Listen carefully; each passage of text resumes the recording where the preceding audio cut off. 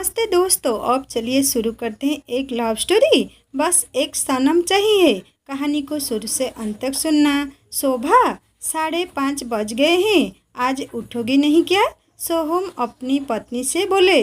अरे आज घुटनों की दर्द ने सोने ही कहाँ दिया। इतनी देर से सोच रही हूँ कि उठूँ और तेल गरम करके लाऊं, पर हिम्मत ही नहीं हो रही है। मुझे जगह दिया होता, बेकार परेशान होती रही। आप सर्दी में वैसे ही अस्थमा से परेशान रहते हो, नींद की गोली लेकर सोते हो, ऐसे में कैसे उठा देती आपको। अब तो उठ गया हूँ। सोहम जी उठे और जल्दी से कटोरी में तेल गरम करके ले आए, फिर खुद ही जबरदस्ती शोभा जी के घुटनों में तेल लगा भी दिया। अपने पति को परवाह करते देख शोभा जी प्रफुल्लित थी।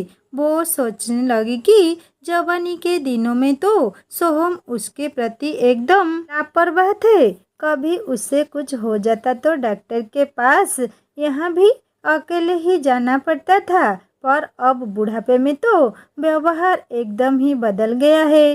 बिना कहे ही मन की बात भी समझने लगे हैं। वो सोचने लगी कि एक बार उनका बेटा आंसू अपने छोटे बच्चे को उनके पास छोड़कर एक हफ्ते के लिए पत्नी के साथ बाहर घूमने जाना चाहता था। उसने तो अपनी स्वीकृति दे दी थी, पर सोहम जी उसकी विधा समझ गए थे। वो आंसू से बोले, तुम्हारी मम्मी सारा दिन तो बच्चे को संभालती ही है, पर रात में इसके घुटने एकदम अकड़ जाते हैं। रात को वॉशरूम जाने के लिए खुद ही बड़ी मुश्किल से उठती है, ऐसे में बच्चे के जागने पर उसे कैसे संभालेगी। तुम ऐसा करो, कुछ दिन के लिए इसकी बुआ को बुला लो, वो रात में शोभा की मदद भी कर देगी और हमारा मन भी बदल जाएगा। बेटा उनकी बात से सहमत हो गया था। शोभा जी को बहुत आश्चर्य हुआ कि सोहम जी कैसे उसके दिल की बात जान जाते हैं। ऐसे ही अभी 2 महीने पहले की भी बात है। उसकी भतीजी बीना की शादी थी। आंसू ने पत्नी के साथ अकेले ही वहाँ जाने का फैसला कर लिया, क्योंकि उसके अनुसार सबके चलने में बहुत खर्च हो जाता। वैसे ही घर में सरमत में अभी बहुत पैसा लगा था। शोभा भी शादी में जाना चाहती थी, पर आंसू के बनाए प्रोग्राम के आगे उसने शादी में जाने की कोई बात ही नहीं की। पर वो तो उस समय हैरान रह गई जब ऑनलाइन से 4 कांजीवरम की साड़ी और एक चेन सेट आया। जब उसने सोहम जी से इस बाबत पूछा तो वह बोले, अब शादी में जाओगी तो नई साड़ी तो पहनोगी ही, और बीना को कुछ देना भी तो पड़ेगा, इसीलिए 2 साड़ी तुम्हारे लिए और 2 साड़ी और चेन सेट बीना के लिए मंगवा दिया है। मुझे याद था एक बार तुमने बीना की शादी में चेन सेट देने की मनसा प्रकट करी थी। बेटे से बात करके सबके लिए फ्लाइट भी बुक करा दी है, बाकी तैयारी तुम कर लेना। वो 2-3 दिन अकेले मैनेज कर ही लेंगे। यह सब सुनकर उसे तो सहसा विश्वास ही नहीं हुआ था। अरे कहाँ खो गई? ये लो, गर्मा गर्म अदरक की चाय पियो। सोहम जी की आवाज़ सुनकर शोभा का ध्यान भंग हुआ। अरे थोड़ी देर में मैं ही बना लाती, आपको भी बहुत जल्दी रहती है, कभी कभी अच्छी चाय भी पी लिया करो। मेरी बनाई हुई चाय में तो तुम बहुत खामियां निकालते हो और अपनी बनाई चाय की खुद ही तारीफ करने में लगे हो।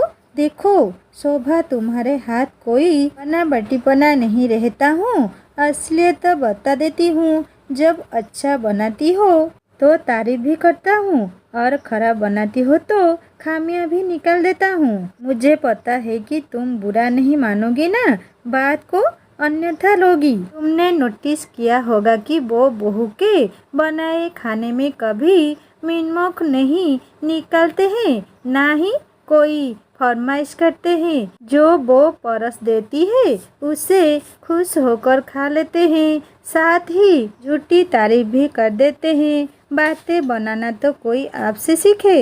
अब मन बहलाने का एक यही जरिया तो रह गया है। मोबाइल और टीवी पर समय बिताता हूँ तो तुम अकेले पड़ जाते हो।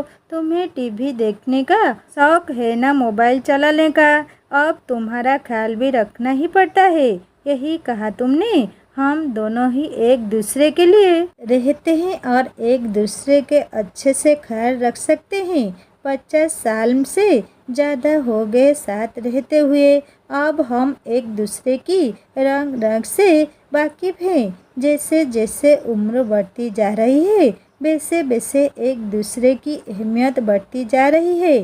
कभी कभी सोचती हूँ कि मेरे बाद तुम कैसे रहोगे या तुम्हारे बाद मैं कैसे रहूँगी। इसीलिए भगवान से रोज़ ये प्रार्थना करता हूँ कि जब तक जिए साथ जिए और साथ ही मरे। बुढ़ापे में जीवन साथी को खोकर जीना बहुत मुश्किल है। जीवन साथी खोने के बाद जीवन में जो अकेलापन आ जाता है उससे कोई भी भर नहीं सकता। अपने तन मन के दुख सुख की बात निसंकोच पति पत्नी आपस में ही कर सकते हैं। सच में मरने वाला नहीं मरता है बल्कि जो जिंदा बच जाता है मरण तो उसका हो जाता है। अक्सर देखने में आता है कि जीवन साथी से जुदा होने के पश्चात पति पत्नी एकदम चुप से रहने लगे हैं। जीवन से अलग व उल्लास अनगिनत ख्वाहिशें ख्वाब एहसास खत्म से हो जाते हैं। बस बची हुई सांसों को पूरा करने के लिए मजबूरी में जीना ही पड़ता है। आज तो तुम बड़ा ज्ञान बांट रही हो। ऐसा करो प्रवचन देना शुरू कर दो। सोहम जी को मुस्कुराते हुए बोले, तुम्हारे सिवा कोई प्रवचन सुनने नहीं आएगा। ऐसा कहकर शोभा मुस्कुरा दी। अच्छा बहुत बातें हो गई। अब मैं चली रसोई में नाश्ता बनाने। तुम भी बिस्तर में बैठे रहो। आज बहुत ठंड है। शोभा ऐसा कहकर कमरे से चली गई। थोड़ी देर बाद वो कमरे में वापस आई तो उसने देखा कि सोहम जी का मुंह टेढ़ा सा हो रहा था और वो बोलने में भी तुतला से रहे थे। शोभा समझ गई कि सोहम को स्ट्रोक आया है। उसने जल्दी से आंसू को जगाकर सारी बात बताई और तुरंत ही एम्बुलेंस के लिए फ़ोन कर दिया। एम्बुलेंस के आते ही वो हॉस्पिटल के लिए चल दिए। वहाँ उन्हें इमरजेंसी में दिखाया गया। उनका सारा चेकअप हुआ। डॉक्टर ने चेकअप के बाद बताया कि आप अति शीघ्र इन्हें यहाँ ले आए तो हम इंजेक्शन देकर स्ट्रोक के प्रभाव को कम करने में समझ हो सके। 2-1 दिन बाद छुट्टी मिली गई और वो घर आ गई। पर असली परीक्षा तो अब शुरू हुई थी। अब सोहम जी अपने काम के लिए दूसरों पर निर्भर हो गए थे। आंसू तो उनकी देखभाल के लिए नर्स रखना चाहता था पर शोभा जी इसके लिए तैयार ही नहीं हुई। सोहम जी के हर एक काम की जिम्मेदारी उन्होंने उठाई। 3 महीने तक उन्होंने लगकर सेवा की और उस सेवा का ही नतीजा था कि सोहम जी काफ़ी हद तक ठीक हो गए थे। शोभा अपने घुटनों का दर्द तो भूल ही गई थी। सोहम जी शोभा से बोले, सच में बुढ़ापे में पति पत्नी को एक दूसरे की ज़्यादा ज़रूरत होती है।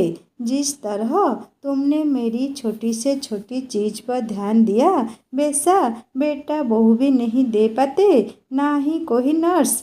तुमसे तो किसी भी समय कोई काम कहने में कोई संकोच नहीं हुआ। अधिकार पूर्वक हर बात कही, जबकि किसी और से कहने में वो 100 बार सोचते। ये सच बात है कि पति पत्नी एक दूसरे पर सबसे ज़्यादा अधिकार जताते हैं। एक दूसरे द्वारा की गई सेवा सहज रूप में ली जाती है, जबकि किसी और से द्वारा किए गए छोटे छोटे काम भी भारी दिखाई देते हैं। शोभा एक बात कहूँ, बुरा तो नहीं मानोगी? कभी आपकी बात का बुरा माना है क्या? शोभा मेरी तुमसे विनती है कि अगर मैं तुमसे पहले विदा ले लूँ तो तुम जीना नहीं छोड़ोगी। तुम अपना पहले से भी ज़्यादा ध्यान रखोगी, क्योंकि मैं कहीं नहीं जाऊँगा बल्कि तुमसे ही समा जाऊँगा। अरे तुम्हें जी जान लगा कर क्या इसलिए ही किया है कि तुम मेरा जी दुखाओ? जाओ, मैं नहीं बोलती तुमसे। अब सोहम जी शोभा को मनाने का लुत्फ उठा रहे हैं और शोभा जी रूठने का। दोनों ही सोच रहे हैं कि जीवन के आखिरी क्षण तक ये सिलसिला यूं ही चलता रहे। दोस्तों, ये कहानी कैसा लगा मुझे ज़रूर कमेंट करके बताना, और अच्छे लगे तो दोस्तों के साथ शेयर करना, लाइक करना और सब्सक्राइब करके बेल आइकन दबा देना।